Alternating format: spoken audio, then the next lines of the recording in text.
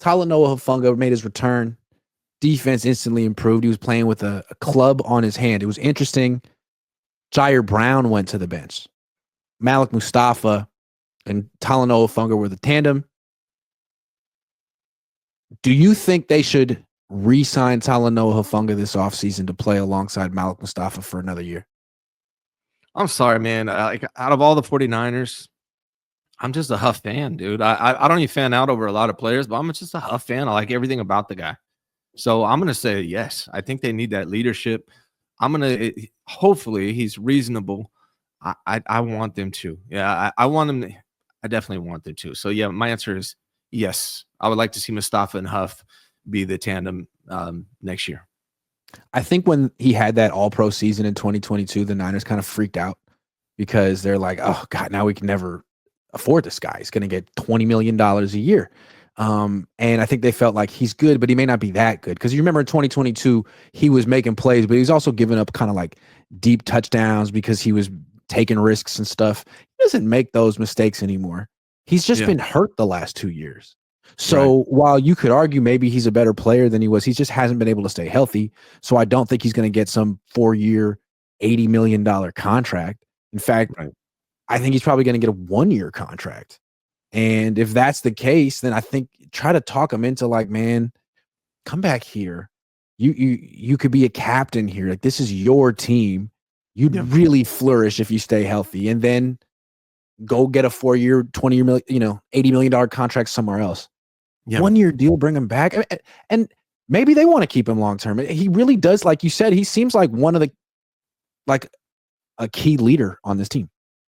He is, man. If you go watch training camp, whenever I think last year he wasn't involved because he was injured, but prior years, he's the first one out there on the practice field. He always says the right thing. Seems like just a really good, humble guy. He's a hard hitter. The 49ers have Jair Brown and Malik Mustafa. Those are both rookie contracts. So even though the 49ers are getting to a place where they need to start saving money where they can, I think you want to keep Huff around. And I think you can afford to give him a contract. And like I said earlier in the year, the injury to Huff could be a blessing in disguise for the 49ers because it might make him more affordable. If he played all year and balled out, he'd probably be gone. But I think now they might have a chance to keep him, and I hope they do. I hope they do too. I think there's so much better with him on the field. And I think when we talk about why the Niners defense has fallen off over the last couple of years from what it was with DeMeco Ryans, I think his absence is a big part of that. I think not only is he a playmaker, he's a legit ball hawk playmaker. He's good near the line of scrimmage. He's not great in man-to-man coverage, but he can play center field and he can go hash to hash. He can go numbers to numbers. And he's really good against the run. He's really good against the run. Yeah. So he's way better than Jair Brown. I think that he and Malik Mustafa can actually play next to each other. I think Mustafa can play free safety.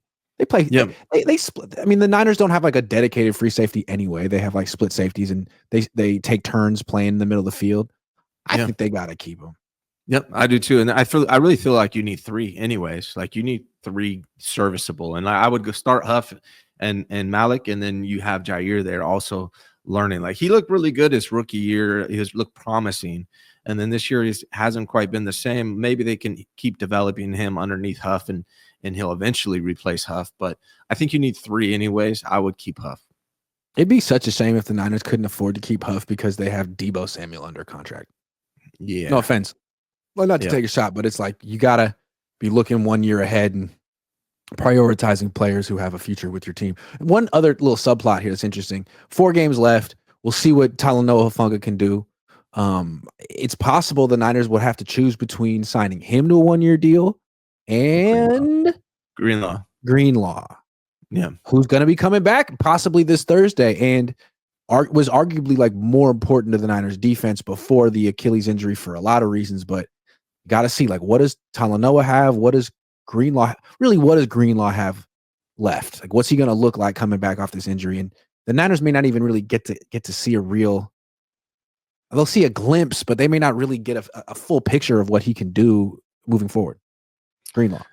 If there's any way, like these are 2 guys I think the 49ers need. Like if there's any way to keep both, I know maybe this is a fantasy I'm having here, but it'd be nice to have both. Greenlaw is an enforcer, and Huff is to a degree as well. So I feel like if there's a way to keep both, and maybe, like I said, the same thing about Huff, maybe the injury to Greenlaw could be a blessing in disguise for the 49ers and maybe make him affordable to the point where they can keep him as well. Move on from guys like Banks, who seems less important than I thought he would be. Coming into the season, I thought Banks was going to be crucial, but it seems like, Burford played fine for Banks when he went in yesterday. The guy that got hurt, I can't remember his name for some reason right now, looked like better than Banks before he was hurt. So maybe Banks is the sacrifice that they make, and they somehow keep Greenlaw and Huff. I think what was surprising about this game against the Bears? How well the offensive line played without Trent Williams. Jalen Moore, yes. Salute. That's a big story no one's talking about, really. Jalen Moore surprised the hell out of me. He's playing a lot better than anyone expected, I think. You haven't heard his name called at all, which is huge. So that's a big deal right there, Jalen Moore. Also, that's what I'm saying. Like, some of these guys, like Barch, thank you. Barch, they need to sign him. He's on a 1 year, so he's up after this. They need to give him a cheap little extension. I believe they still have Burford 1 more year, I believe. And then Jalen Moore, you also got Trent.